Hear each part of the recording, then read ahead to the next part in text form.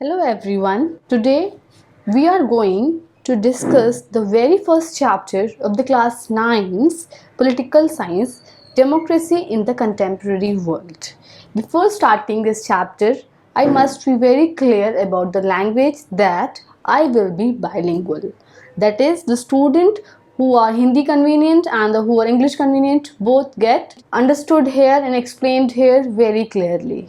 Alright, so yes, we are going to start this particular chapter, and before starting any chapter or reading any sentence or reading any para, we must be very clear in mind that we need to understand each and every word of that particular thing. If we do not, then we would never be clear crystal in our concepts. So right from the beginning, the democracy, it means in Hindi लोकतंत्र. एक ऐसी सरकार, is a type of government जहाँ पर लोग participate करते हैं और अपने representatives को चुनते हैं. Means people have a greater participation in the elections, okay, and the representatives who are chosen by the people, जो लोगों के द्वारा चुने गए लोग हैं, वो accountable होते हैं, that is वो आंसरेबल होते हैं किसको? लोगों को. ठीक है, उनका जो भी मेजर डिसीजन होते हैं, जो भी पॉलिसी डिसीजंस होते हैं, they are in the welfare of the people of that particular country. Democracy को generally best form of government कहा जाता है. क्यों कहा जाता है? क्योंकि ये type of regime is very very reliable and it gives real happiness to the people in the sense because that in this type of government people have dissent, people have their freedom of speech and expression, people can raise their voice against violations which generally do not happen in any other form of government. There are various forms of government like autocratic, dictatorship, tyranny, monarchy, okay, where one king rules. These all types of government are less reliable than this particular type of government, that is democracy. So democracy यहाँ तक आने में, यहाँ तक arrive करने में जो भी स्ट्रगल्स इन्वॉल्व हैं, लोगों की लाइफ इन्वॉल्व है, लोगों की लॉस ऑफ लाइफ इन्वॉल्व है, डेमोक्रेसी उनकी लॉस ऑफ लाइफ के बिना यहाँ तक नहीं पहुँच पाती. डेमोक्रेसी दुनिया की बहुत सारी कंट्रीज़ में आज है पर पहले नहीं थी. कुछ कंट्रीज़ में थी, कुछ कंट्रीज़ में हट गई ड्यू टू वेरियस रीजंस, फिर कंट्रीज़ में दोबारा रिस्टोर हो गई. तो प्रेजेंटली अगर contemporary world, that is present world in the 21st century में अगर हम बात करें तो yes, most of the countries are democratic, okay, because people are getting aware year by year, they are becoming more rational so that they can question the oppression which they have been facing since many years. लोगों के ऊपर अत्याचार हो रहे हैं, उनकी voice को दबाया जा रहा है, तानाशाह सिर्फ अपनी चलाते हैं. These all things are getting suppressed now due to the unity of the people which is seen and the suppression which has been happening to the people of the various countries.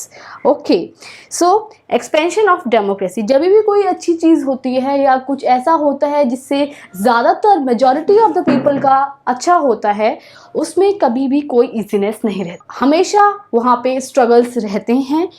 तो democracy भी एक evolution है, एक type का evolution है जो कभी एक मोमेंट में अचीव नहीं किया जा सकता है और उसके लिए हमें रेगुलर वर्क करना पड़ता है. All right, okay. डेमोक्रेसी एक ऐसा रास्ता नहीं है जो स्मूथ और स्ट्रेट मिल जाए हमें. हर मोमेंट में डिफरेंट टाइप्स ऑफ इश्यूज और हम लोग फेस करते हैं जिनसे हमें कंटिन्यूसली लड़ना पड़ता है for our betterment, for our more development and freedom. ठीक है, जो इनर हैप्पीनेस आती है किसी पर्टिकुलर टाइप ऑफ गवर्नमेंट में, वो आती है डेमोक्रेसी में.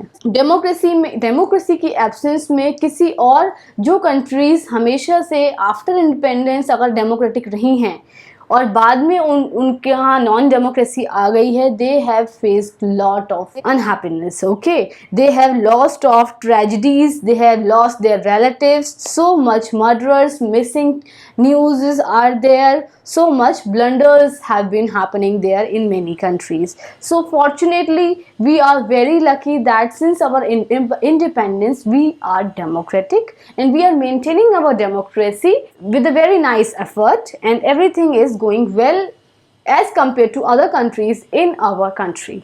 All right. So here in this chapter, यहाँ पे हम बहुत सारे देशों की स्टोरीज पढ़ेंगे। दो मेजर देश की पढ़ेंगे, जैसे चिले एंड पोलैंड, और कुछ म्यांमार, कुछ न्यूजीलैंड, थोड़ा थोड़ा इनके बारे में भी जानेंगे कि क्या सिचुएशंस थी। But major two stories we are going to discuss in this particular chapter, that is Chile, which is a country in Latin America. Latin America is the another name of South America. Alright, यहाँ पर क्या हुआ था कि ये जो country है चिले, ये एक डेमोक्रेटिक कंट्री थी, यानी कि यहाँ का जो लीडर था, यहाँ का जो प्रेसिडेंट था, वो लोगों के द्वारा चुना हुआ ही था. He is popularly elected by the people and his name was Salvador Allende. Okay, तो वो जो लीडर था, he was of Socialist Party of Chile, जिसने जब गवर्नमेंट बनाई थी तो कोलिशन गवर्नमेंट बनाई थी और काफ़ी यूनिटी मिली थी, काफ़ी पॉपुलर यूनिटी मिली थी. कोलिशन गवर्नमेंट वो गवर्नमेंट होती है जहाँ पे किसी भी एक पॉलिटिकल पार्टी को मेजॉरिटी ऑफ वोट्स नहीं मिलते, तो फिर हमें 2-3 पार्टीज को साथ में लेकर आना पड़ता है और गवर्नमेंट बनानी होती है. इसको हम हिंदी में मिली जुली सरकार बोलते हैं, जहाँ पे 2 या 2 से 3 पॉलिटिकल पार्टी या ज़्यादा भी हो सकती हैं, वो सब मिलकर के सरकार बनाती हैं. ठीक है, इन्होंने इलेक्शंस कंडक्ट कराए और 1970 में इनके इलेक्शंस होते हैं और ये कोलिशन गवर्नमेंट फॉर्म होती है. उसके बाद ये जो पार्टी थी और ये जो गवर्नमेंट थी, इनका जो मेन फोकस था वो थी पुअर, वर्कर्स, ठीक है, वुमेन, एजुकेशन, यानी कि इनको जो है वो कॉमन मैन के लिए काम करना था. तो इनके जो डिसीजंस थे वो mainly in the favour of गरीबों के लिए, जो वर्कर्स होते हैं, या फिर आपका एजुकेशन सिस्टम हो गया, या बच्चों के लिए फ्री मिल्क डिस्ट्रीब्यूशन हो गया, या फिर जो लैंडलेस हैं जिनके पास खुद की ज़मीन नहीं है उनको ज़मींदारों से ज़मीन दिलवाना, that is redistribution of land हो गया. इनकी इस टाइप की पॉलिसी डिसीजंस होती थी. देखिए, आप कभी भी सबको खुश नहीं कर सकते हैं, तो same happens with the government. अगर गवर्नमेंट किसी पर्टिकुलर सेक्शन के लिए काम कर रही है, तो जाने या अनजाने में किसी दूसरे सेक्शन को वो कुछ ना कुछ डिसफेवरिंग लगती है. Same happens in this particular story कि अगर वो पुअर के लिए काम कर रहे थे, तो जो बड़े ज़मींदार थे, बड़े लैंड ओनर्स थे, बिग बिजनेसमैन थे, उनके जो डिसीजन वो इस गवर्नमेंट को फेवर नहीं करते थे, क्योंकि इनकी फोकस थी The people who are in trouble must be get relieved. Okay, तो वो कहीं ना कहीं इनको वो जो बिग लैंड ओनर्स थे उनको डिसफेवरिंग लगती थी इस पर्टिकुलर गवर्नमेंट की पॉलिसीज. ये जो इटैलिक्स में लिखा हुआ है पहले, इसमें एल्वेडर की स्पीच है. ये क्यों स्पीच दी थी उन्होंने? ये इसलिए दी थी क्योंकि 1973 में 11 सितंबर को यहाँ पर मिलिट्री कूप हुआ था, जिसकी बारे में इनको पता चला. तो इन्होंने रेडियो पे लोगों को एड्रेस किया था, और उस रेडियो में एड्रेस करते टाइम इन्होंने बोला था कि आपको अपनी जो मोरालिटी है उसको बरकरार रखनी है, उसको प्रिजर्व करके रखना है. This dark time will disappear and peace will prevail again, don't lose hope and long live the Chile. ये इनका लास्ट स्पीच थी. क्या हुआ था एक्चुअली, 1973 में मिलिट्री कूप हुआ था. कूप मतलब होता है sudden overthrow of a democratically elected government. ये मिलिट्री के द्वारा किया गया था और इसके लीडर थे पेनोशे, ऑगस्टो पेनोशे. इन्होंने क्या करा था, एक इलेक्टेड गवर्नमेंट को ओवरथ्रो कर दिया था. डिफेंस मिनिस्टर और जो भी बड़े बड़े पॉलिटिकल लीडर्स थे उन सबको अरेस्ट कर लिया गया था. और एलेंडे जो प्रेसिडेंट थे उनको ये एडवाइस किया गया था कि आप रिज़ाइन कर दीजिए या फिर कंट्री छोड़ दीजिए. बट अलेंडे ने रिफ्यूज़ कर दिया था और उन्होंने अपने लास्ट मोमेंट में रेडियो पे एड्रेस करके चिले को लॉन्ग विशेस दी थी उसकी लाइफ के लिए. और इस मिलिट्री अटैक में अनफॉर्चुनेटली डेमोक्रेटिक लीडर की डेथ भी हो गई, यानी कि सल्वाडोर अलेंडे की डेथ भी हो गई थी इस मिलिट्री अटैक में. फिर क्या हुआ, 11 सितंबर को मिलिट्री कूप होता है, सब अरेस्ट हो जाते हैं, इनकी डेथ हो जाती है. उसके बाद चिले में 17 साल तक, अगले 17 साल तक पूरा का पूरा मिलिट्री रूल चलता है. ठीक है, मिलिट्री रूल को सपोर्ट किया था यूनाइटेड स्टेट्स ऑफ अमेरिका ने, क्योंकि यूनाइटेड स्टेट्स ऑफ अमेरिका की खुद एक कैपिटलिस्ट पॉलिसी है। वो कैपिटलिस्ट को, प्राइवेट प्रॉपर्टी को, बिजनेसमैन को काफ़ी सपोर्ट रखते हैं, करते हैं। इस वजह से इस मिलिट्री कूप को उसका भी सपोर्ट था, जिस वजह से वो आसानी से यहाँ पे कूप कंडक्ट कर पाए और ओवरथ्रो कर पाए गवर्नमेंट को। ठीक है, अब जब रूल आ चुका है मिलिट्री का, इन्होंने क्या करा, जो भी इनके अगेंस्ट होता था या तो ये उसको मार देते थे या अरेस्ट कर लेते थे, प्रिजन में डाल देते थे। कुछ 3000 लोगों को मारा गया था और बहुत सारे तो मिसिंग भी थे। ठीक है, जो भी इनको क्वेश्चन करता था, इनको क्वेश्चन करना अलाउड नहीं था, और जो भी इनको सपोर्ट नहीं करता था, मतलब ये इनको, वो उसको अगेंस्ट मानते थे अपने।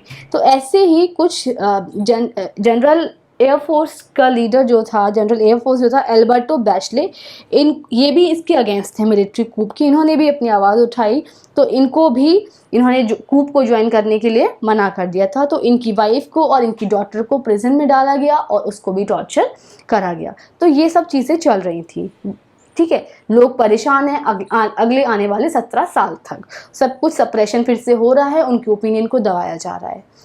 तो ये जो नाम है ये थोड़ा फोकस करेगा, अल्बर्टो बैचले की वाइफ और डॉटर टॉर्चर्ड हुए हैं और प्रिजन में थे, क्योंकि इनकी डॉटर का एक बहुत बड़ा रोल है इस दोबारा से इस कंट्री में डेमोक्रेसी को लाने में। तो her name was Michelle Bachelet. Okay, तो it will come later, little later. Okay, अब क्या हुआ, ये सब चीज़ें चल रही हैं। दोबारा से डेमोक्रेसी कैसे आती है? 17 साल हो गए रूल करते करते। पिनोशे ने फिर सोचा कि रेफरेंडम कराते हैं 1988 में।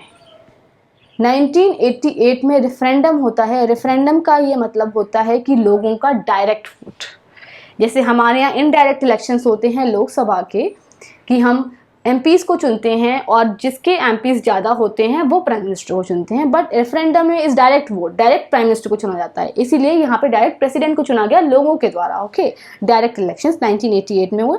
पिनोशे को ये लग रहा था, जो मिलिट्री लीडर था, कि वो जीत जाएगा, क्योंकि उसने लोगों के मन में इतना डर बैठा रखा है, 17 साल से वो रूल कर रहा है, तो अब कोई और लीडर नहीं है इतना एज सच स्ट्रॉन्ग, तो वो जीतेगा। But people have not forgotten what happened in those 17 years. So they were very decisive in their decision that no to Pinochet. उन्होंने साफ मना कर दिया था कि हम पिनोशे को नहीं वोट देंगे, वो नहीं आना चाहिए, and he must be losing elections. But Pinochet was not aware of this. Fine, तो रेफरेंडम होता है और पिनोशे की बुरी तरह से हार होती है. He lost his elections and he this time do not only lose political powers but also military powers. जो नई गवर्नमेंट दोबारा से पॉलिटिकल फ्रीडम आती है, बाद में 4 प्रेसिडेंशियल इलेक्शंस और होते हैं, डेमोक्रेसी आ जाती है।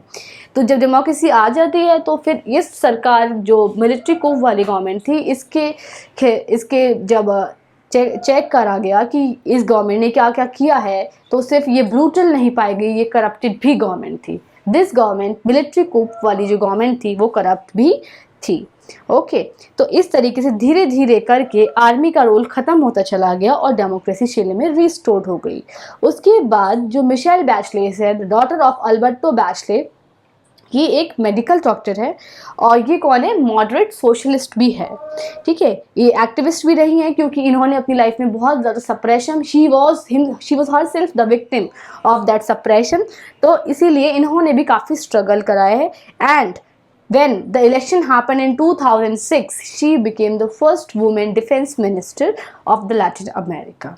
Fine, because her ideology was very straightforward, because she was herself the victim of hatred. She wants to reverse that. She wants to transform that into love. Why not love and peace could prevail? So this was her ideology and she became the first woman defense minister of Chile. Finally, democracy आ जाती है और Chile was peaceful. Okay, and military rule ख़त्म हो जाता है। तो हमने इस स्टोरी में क्या देखा कि एक डेमोक्रेटिक कंट्री कैसे नॉन डेमोक्रेटिक हुई due to attack, and finally लोगों की यूनिटी, लोगों की सॉलिडारिटी। ये जो वर्ड लिखा हुआ है सॉलिडारिटी, इसका मतलब होता है एकता, लोगों की एकता, लोगों का विश्वास, लोगों की होपफुलनेस की वजह से how they struggle and achieve their goal, that is they restored democracy in their own country. So yes, we have completed the story of Chile. Now here is another major story is democracy in Poland.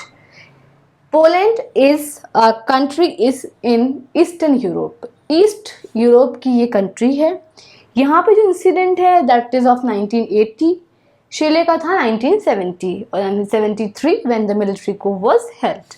So yes, what happened there was, वहाँ पर क्या था, वहाँ पे democracy थी। यहाँ पे क्या है, यहाँ पर कम्युनिस्ट गवर्नमेंट रूल करती थी, जिसको जैसे वहाँ पे यूएसए का सपोर्ट था वैसे ही यहाँ पर यूरोप की major power that is USSR, Union of Socialist Soviet Republic का सपोर्ट था। यहाँ पे जो पार्टी थी वो थी यूनाइटेड वर्कर्स पार्टी और ये एक कम्युनिस्ट पार्टी थी। कम्युनिस्ट पार्टी वो पार्टी होती है जहाँ पर सब कुछ गवर्नमेंट ओन्ड होता है, क्योंकि यहाँ पे प्राइवेट प्रॉपर्टी को ये लोग फेवर नहीं करते हैं और गवर्नमेंट को ये लगता है कि they can decide the best for their people. So लोगों को चिंता करने की ज़रूरत नहीं है, the government itself is very responsible and very care taking of their people. तो ये सिर्फ अपनी चलाते हैं, तो यहाँ पे भी लोगों का से नहीं होता है, क्योंकि on the behalf of the people government is ruling and government believes that they whatever the major policy decision will be taken they will always be for the betterment of their people. तो ये था वहाँ पर। यहाँ पे कोई और political party को इलेक्शन लड़ने की परमिशन नहीं थी। यहाँ पर लीडर्स को फ्रीली चूज नहीं किया जाता है। यहाँ पर कोई ट्रेड यूनियंस नहीं बनेगा जो इंडिपेंडेंट होगा गवर्नमेंट के। यहाँ पे वही ऑर्गेनाइजेशन सरवाइव करती हैं कम्युनिस्ट गवर्नमेंट में जिसको गवर्नमेंट परमिशन देती है। यूएसएसआर सपोर्टेड, ये था। पोलैंड जर्मनी के नीचे आता है। Please look at the map once if you get through, okay, so that it must be clear. तो यहाँ पर क्या हुआ, 14 अगस्त 1980 में लेनिन शिपयार्ड के वर्कर्स थे जो गडांस्क की सिटी में थे, वो लोग स्ट्राइक पे जाते हैं। स्ट्राइक का मतलब होता है complete abandonment of work for time being, कुछ टाइम के लिए सारे काम को रोक देना। क्यों रोक देना? क्योंकि वो किसी न किसी वजह से गवर्नमेंट से अपसेट होते हैं या फिर उनकी कुछ डिमांड्स होती हैं जो वो चाहते हैं कि गवर्नमेंट उसको कंसीडर करे। सो दे वेंट टू स्ट्राइक, ठीक है। उनके जो डिमांड्स थे उनका था कि क्रेन ऑपरेटर को बैक ले लेना। एक वुमेन थी, उनकी वर्कर थी, उनकी फेलोमेट थी जिसको अनजस्टली सर्विस से हटा दिया गया था जो कि इलीगल था, ठीक है। ये सब उनकी डिमांड्स थी कि कुछ भी अनजस्ट ना हो और वर्कर्स के फेवर में काम हो। पर इस स्ट्राइक को इलीगल करार दिया। जैसे कि मैंने बताया कि यहाँ पे कोई भी यूनियन मतलब होता है association of any particular society. जैसे टीचर्स यूनियन हो गया तो टीचर्स की एसोसिएशन हो गई, ट्रेड यूनियन हो गया तो जो वर्कर्स हैं वो सारे एक साथ आए हैं किसी न किसी पर्टिकुलर इशू पे अपनी बात को रखने के लिए। तो ये इंडिपेंडेंट नहीं कर सकते थे, इंडिपेंडेंटली रूलिंग पार्टी के इंडिपेंडेंट कोई भी यूनियन अलाउड नहीं था, ठीक है। लेक वेलेसा थी एक, ठीक है, उन्होंने क्या करा, इस स्ट्राइक को ज्वाइन करा। वो कौन था? शी वॉज अ वर्कर जो 1976 में डिसमिस कर दी गई थी सर्विस से अनजस्टली। उसके बाद जब उन्होंने इस स्ट्राइक को ज्वाइन किया तो वो इस ट्रेड यूनियन की लीडर बन गई और ये जो स्ट्राइक थी ये पूरे के पूरे सिटी में फैलने लगी। That is the city of Gdansk, ठीक है। वो ये चाहते थे कि हमें trade union, independent trade union को बनाने की परमिशन हो और जितने भी पॉलिटिकल प्रिजनर्स हैं जिनको अरेस्ट किया गया है, जो भी गवर्नमेंट के अपोज बोलते हैं, उनको रिहा किया जाए और सेंसरशिप को हटाया जाए। These were the major demands of the trade unions. तो जो सेंसरशिप होती है वो ये होता है कि प्रेस को रोक देना, कुछ भी न्यूज़पेपर, आर्टिकल, मैगजीन नहीं छपने देना जो कि गवर्नमेंट के अगेंस्ट हो। तो वो ये चाहते थे कि सेंसरशिप पे जो रोक लगी हुई, सेंसरशिप जो लगी हुई है उसको हटाया जाए। मूवमेंट इतना पॉपुलर हो गया, वर्कर्स जो वेलेसा जो थी इसकी यूनियन काफ़ी ज़्यादा पॉपुलर हो गया। उन्होंने गवर्नमेंट के साथ 21 पॉइंट एग्रीमेंट साइन करा। उन्होंने कहा हम स्ट्राइक को तभी ख़त्म करेंगे जब आप हमारे साथ ये अग्रीमेंट साइन करते हैं। तो गवर्नमेंट जब इतना पॉपुलर ट्रेड यूनियन हो गया था तो government was compelled to agree with the trade union. तो उन्होंने येस एग्री किया और क्या हुआ, उन्होंने रिकॉग्नाइज किए वर्कर्स को, उनके राइट को, और उन्होंने ये भी बोला कि आप इंडिपेंडेंट ट्रेड यूनियंस बना सकते हैं और आपको राइट टू स्ट्राइक है if you are not satisfied, अगर आपके साथ कुछ गलत होता है। तो ये गडांस्क एग्रीमेंट साइन हुआ। एक नई ट्रेड यूनियन जिसका नाम रखा गया सॉलिडेरिटी, इसको बनाया गया। ये पहली बार था और ये पहली यूनियन थी जो एक ऐसी ट्रेड यूनियन बनी है जो कि इंडिपेंडेंट है, जो कि अलग है रूलिंग पार्टी से और द रूलिंग गवर्नमेंट से। सॉलिडेरिटी ये पूरी की पूरी पोलैंड में फैल गई और इसके मेंबर्स जुड़ते चले गए। इसमें 1 करोड़ मेंबर्स जुड़ चुके थे। ठीक है, करप्शन, मिसमैनेजमेंट जो भी गवर्नमेंट में हो रहा है, जो भी गवर्नमेंट कर रही है, वो सब लोगों तक बातें पहुंचने लग गई। उसके बाद ये सब हो रहा था, इनको ट्रेड यूनियन को परमिशन मिल गई है, ठीक है आप बनाइए, पर गवर्नमेंट थोड़ी एंशियस होगी कि अगर ऐसे करके पॉपुलैरिटी फैलेगी और सब उनके अगेंस्ट हो जाएंगे और गवर्नमेंट की रियलिटी लोगों तक पता चल जाएगी तो फिर वो गवर्नमेंट रूल नहीं कर पाएगी। ओके, तो वहाँ का जो गवर्नमेंट थी जो जनरल ज़ारुजेल्स्की के द्वारा रूल करी थी, वो एंशियस हो गए, काफ़ी ज़्यादा एंशियस हो गए और उन्होंने मार्शल लॉ इम्पोज कर दिया। Martial law is a military rule जो दिसंबर 1981 में करा गया। इसमें क्या करा उन्होंने, जो सॉलिडेरिटी के लीडर्स थे, मेंबर्स थे, उनको क्या करा गया, अरेस्ट करा गया और उनको प्रिजन में डाला गया। दोबारा से इनकी फ्रीडम ऑफ ऑर्गेनाइज, कि आप ऑर्गेनाइज कर सकते हैं, एसोसिएशन में प्रोटेस्ट कर सकते हैं, ओपिनियंस दे सकते हैं, ये सब को सप्रेस करा गया। दोबारा से ये ले लिया गया क्योंकि पॉपुलैरिटी बहुत बढ़ गई थी और पूरी की पूरी पोलैंड गवर्नमेंट के अगेंस्ट हो जाती अगर ऐसा नहीं होता, तो इसीलिए इनको अरेस्ट करा गया। फिर ये सब अरेस्ट हो गए। उसके बाद दूसरी वेव ऑफ स्ट्राइक आती है, दोबारा से स्ट्राइक होती है। फिर दोबारा से ही सॉलिडेरिटी ही इस स्ट्राइक को ऑर्गेनाइज करते हैं, कब, 8 साल बाद, यानी कि 1988 में। इस टाइम पे क्या होता है, ब्रिटिश गवर्नमेंट काफ़ी वीक हो जाती है, यानी कि ब्रिटिश गवर्नमेंट वीक हो जाती है, सोवियत यूनियन जो होती है वो सपोर्ट नहीं देती है और इकोनॉमी भी डिक्लाइन कर रही होती है। गवर्नमेंट वीक तभी पड़ती है, गवर्नमेंट सरेंडर भी तभी करती है मोस्टली और जनरली कि जब इकोनॉमी हमारी ख़राब हो रही हो, तो उनके पास ऑप्शन नहीं बचता है लोगों की डिमांड्स ना मानने का, लोगों की बातें ना मानने का। ठीक है, ये इतना सॉफ्ट कॉर्नर पॉइंट होता है कि इस टाइम पे कोई दूसरी कंट्री भी कॉन्कर कर ले, वहाँ के लोग ही बहुत ही ज़्यादा अगेंस्ट हो जाएं, तो जब इकोनॉमी डिक्लाइन करती है तो गवर्नमेंट ऑटोमेटिकली वीक हो जाती है। तो यही हुआ कि इस टाइम पे ये जो राइट पॉइंट ऑफ स्ट्राइक था ये बहुत सही था कि 88 में इकोनॉमी डिक्लाइन कर रही है, सोवियत यूनियन का सपोर्ट नहीं है। वलेसा जो थी, लॉर्ड वेलेसा, 1989 में एक एग्रीमेंट होता है फॉर ए फ्री इलेक्शन की, फ्री इलेक्शन होते हैं और सॉलिडेरिटी अपनी गवर्नमेंट करती है क्योंकि वो 100 में से 99 सीट्स वन करते हैं सीनेट में। सीनेट किसी भी कंट्री का पार्लियामेंट होता है, अलग अलग नाम से पार्लियामेंट हैं अलग अलग कंट्रीज़ की। पोलैंड में सीनेट कहते हैं, हमारे यहाँ संसद और पार्लियामेंट कहते हैं। अक्टूबर 1990 में क्या होता है कि पोलैंड के पहले प्रेसिडेंशियल इलेक्शन होते हैं, इन विच पहली बार ऐसा होता है जहाँ पे एक से ज़्यादा पार्टी कॉन्टेस्ट करती है। पहले कम्युनिस्ट गवर्नमेंट में ऐसा नहीं होता है। ठीक है, और वलेसा को क्या बनाया जाता है, पोलैंड का प्रेसिडेंट बनाया जाता है।